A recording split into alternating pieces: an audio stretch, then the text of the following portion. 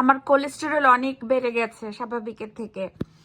তো আমি আজকে আমার দুপুরের লাঞ্চ বানিয়েছি। দেখো, এটা হচ্ছে স্পিনাচ। এই এই পালং শাকটা মানে খালি মুখেও খাওয়া যায়, তো আমি এটা স্যুপ বানাইছি রসুন দিয়ে।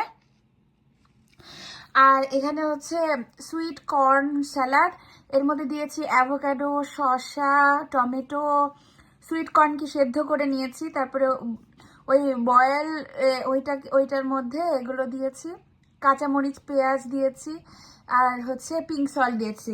আর এখানে আছে মুরগি, চিকেন। চিকেন হচ্ছে আমি রান্না করছি টক দই দিয়ে। এই পার্টটা আমার খুবই খেতে ভালো লাগে, মানে মুরগির এই যে উইংস যেটা, ওটা আমার খেতে খুবই ভালো লাগে। আর শসা আর এই যে লেবু। দেখো, যাদের হচ্ছে কোলেস্টেরল অনেক বেশি তারা এরকম ভাবে খাবারটাকে কন্ট্রোল করতে পারো। আর আমার চ্যানেলটাকে সাবস্ক্রাইব করো আরো মজার মজার ভিডিও দেখতে।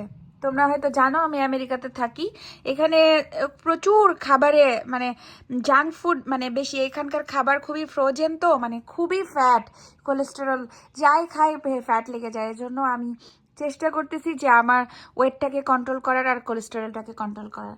তো সবাই ভালো থাকো আর আমার চ্যানেলটাকে সাবস্ক্রাইব করো, আর মজার মজার ভিডিও আমি তোমাদের সাথে শেয়ার করবো। Thank you.